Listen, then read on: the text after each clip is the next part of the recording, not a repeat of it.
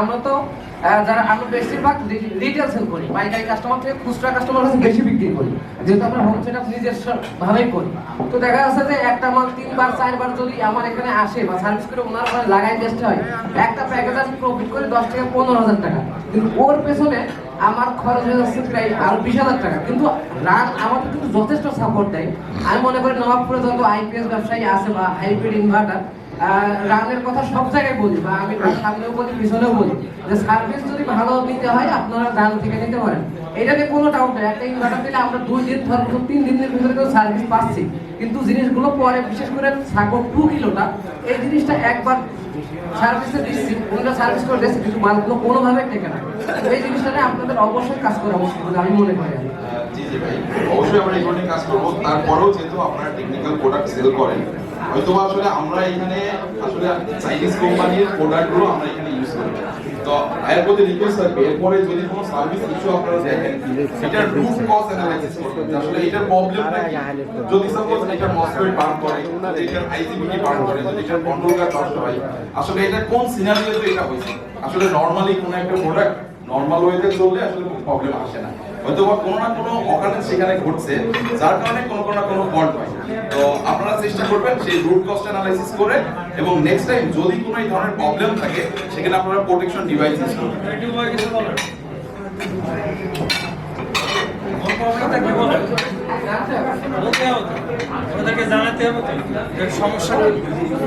আসসালামু আলাইকুম, আমি মোহাম্মদ মেহমান। আমার প্রতিষ্ঠানের নাম হচ্ছে আইডিএস অ্যাডভাইজারি। আমি ব্যবসায়ী হিসেবে অনেক ছোট আর কি। আমার এই জায়গা থেকে অনেক বড় বড় ব্যবসায়ী আছে এবং অনেক বয়স আছে। আমি সব থেকে মনে হয় অনলাইন জগতে আমি একদম লাস্টে এসেছি এবং প্রথম। আমি হচ্ছে সাগো ব্র্যান্ডের অনেক প্রোডাক্ট বিক্রি করছি ইনশাল্লাহ। সাগো টেকনিক্যাল সাপোর্ট অনলাইনের মাধ্যমে আমি ইনশাল্লাহ দিয়ে থাকি, এবং নবাবপুরে অনেক ব্যবসায়ী আছে যারা সাগো মাল আসার পরে অনেক টেকনিক্যাল সাপোর্ট আমার থেকে নিছে। তো ভাই একটা রিপোর্ট ভাই একটা প্রশ্ন করছে যে line voltage problem, MPPT problem আর কি। আরামিন ভাই এটা প্রশ্ন খুব সুন্দরভাবে দিয়েছে। এমপিপিটি সাইডটা মেইনলি হচ্ছে ডিসি সেক্টরে কাজ করে, ম্যাক্সিমাম পাওয়ার পয়েন্ট রাখে। তো ডিসি সিস্টেমে যখন আমাদের কাজ হয়, তখন সোলার থেকে যে ভোল্টেজটা আসতেছে সে কিন্তু তার লোডের উপরে ডিপেন্ড করে voltage up down, ampere up down সেটা করে থাকে। তো এটা এসি সেক্টরে কোনো কাজ না।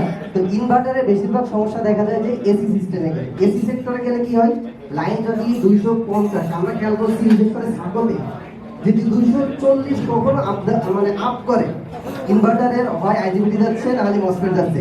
তো সাগো কোম্পানি এই জায়গা থেকে কাজ করতে হবে যে আমরা মিটার ম্যানুয়ালে বা হচ্ছে স্টিকারে দেখে দেখি যে সর্বোচ্চ প্রোটেকশন আছে 270, কিন্তু সে কাজ করে 240-এর উপরে গেলেই আমরা দেখা যায় যে এই ইনভার্টারগুলো ডিস্টার্ব। তো আমার মতে এমন সমস্যা অনেকে পড়ছে। তো আমরা সবসময় সবাইকে বলে থাকি যে ভাই আপনার এই জায়গায় যদি লাইন ভোল্টেজ লো হয় তাহলে স্টেবিলাইজার ইউজ করুন, আর যদি লাইন ভোল্টেজ আপ হয় তারপরেও কিন্তু স্টেবিলাইজার ইউজ করতে বলি। আর একটা কথা হচ্ছে প্রাইস ইস্যু। বাংলাদেশের সব থেকে বড় সমস্যা আমরা যেটা দেখি, আমরা ইন্ডিয়ান মার্কেটেও পাইছি এটা, যে একের অধিক ইনপুটার হতে ইনপুটার মানে পুরাপিটি করে। আমরা যখন খুচরা কাস্টমার বা আমরা রিটেলার যারা থাকি, আমরা সাধারণত চেষ্টা করবো 2 টাকা কম যে জায়গায় পাই সেই জায়গায় সার্ভিস পরে। আমি ভাই এটা একটা খুব সুন্দর একটা কথা বলছে যে আমরা হচ্ছে যখন 500 টাকা কম পাই তার সেই ইনপুটারের কাছে চলে যায়, কিন্তু সেই ইনপুটার প্রপারলি সার্ভিস দিচ্ছে কিনা সেটা কিন্তু আমরা খেয়াল করি না। এই জায়গায় সার্ভিসের অনেক বড় একটা ইস্যু থাকে। চাইনা প্রথম যখন সাগো বাংলাদেশে আসছে তখন কিন্তু কোনো মার্কেটিং ম্যানেজার বাংলাদেশে ছিল না। রুহুল ভাই বিশেষ করে মানে অসংখ্য ধন্যবাদ তাকে। সাগর অনেক সুনাম আমরা শুনছি এবং দেখছি। তো সাগর ইনভার্টার কেউ মানে দুঃসাহস দেখায়নি বাংলাদেশে মার্কেটে নিয়ে আসা। রুহুল ভাই প্রথম যে সাগর থেকে প্রথম মাল আনছে এবং খুব সুন্দর সার্ভিস সাপোর্ট দিচ্ছে। সেকেন্ড সাগর দেখা গেল কি করতেছে যে আরেকজনকে ইনপুটার হিসেবে অথরাইজ দিয়ে দিচ্ছে, আরেকজনকে দিচ্ছে, তখন এই মার্কেটটা নষ্ট হয়ে যাচ্ছে। তো এই জায়গাটা আমার মনে হয় কোম্পানি থেকে ঠিক করতে পারবে। আমরা যারা রিটেল আছি বা আমরা যারা কাস্টমারকে ডিরেক্ট দিচ্ছি তারা কিন্তু এই জায়গাটা ঠিক করতে পারতেছি না। তো আলামিন ভাইয়ের কাছে বিশেষ করে আমার অনুরোধ থাকবে যে ভাই এই জায়গাটা একটু আপনারা দেখেন, যে আপনারা একের অধিক ইনপুটার দিচ্ছেন, মার্কেটে বাড়ি করতেছেন, কিন্তু মানে প্রবলেমে পড়তেছি আমরা, একদম মানে খুচরা পর্যায়ে যারা ব্যবসা করতেছি তারা। তো অসংখ্য ধন্যবাদ সাকর এত সুন্দর একটা প্রোগ্রাম করার জন্য। আসসালামু আলাইকুম। আপনার কাছে আমার একটা প্রশ্ন, এবং এই প্রশ্ন মানে আমাদের সবাই, সেটা হচ্ছে আপনি প্রথমে শুরুতেই যে জিনিসটা বললেন সেটা হচ্ছে যে টেকনিক্যাল বিষয়টা, টেকনিক্যাল সাপোর্টটা কোম্পানির তরফ থেকে যদি হয়, আজকে যদি এখানে একটা বোর্ড থাকতো এবং টেকনিক্যাল টিম থাকতো এবং কিছু যদি জানানো হতো যে এইটা না এটা এই এমবিবিডি এইটার জন্য এটা, তাহলে অনেকে জেনে যেত। তো আপনার নেক্সট প্রোগ্রাম, আপনার কাছে দাবি থাকবে এটাই যে আপনাদের নেক্সট প্রোগ্রাম এবং অচিরেই যে আমাদের টেকনিক্যাল বিষয় দিয়ে আমাদেরকে আবার ডেকে, আমরা দরকারি আমাদের লাঞ্চ ডিনার এগুলো কিছু দরকার নেই, জাস্ট আমাদের টেকনিক্যাল সাপোর্টটা আপনাদের চাইনিজ ব্র্যান্ড থেকে আপনারা উদ্বুদ্ধ করেন যে একটা মাল বিক্রি করে দিলাম শেষ, নো, একটা মানুষ অনেক কষ্ট দিয়ে টাকা ইনকাম করে একটা জিনিস বাসায় লাগায়, সেটা যদি প্রবলেম হয় আর তার পিছনে আমাদের লাভ হচ্ছে 500 টাকা 200 টাকা, এখন ওই মালটা যদি তার বাসাতে হেড হয়ে থাকে, ওই মালটা যদি বাসাতে পড়ে থাকে, তাহলে তার কষ্ট এবং সেই কষ্টের কথা মানে আপনাদেরকে শুনতে হবে।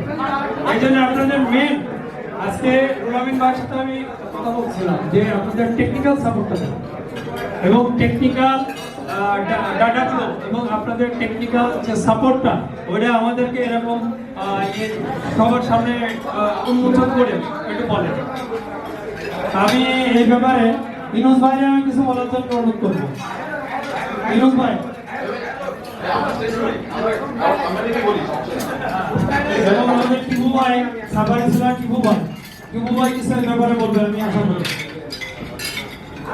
সবাই আমরা যদি সোচ্চার হই, বলি যে না আমাদের এই একটা দরকার, তাহলে আজকে আমাদের মিটিং বা আমাদের এখানে এসে কষ্ট করে আসাটা সফল হবে, ঠিক না? সবাই অসংখ্য ধন্যবাদ।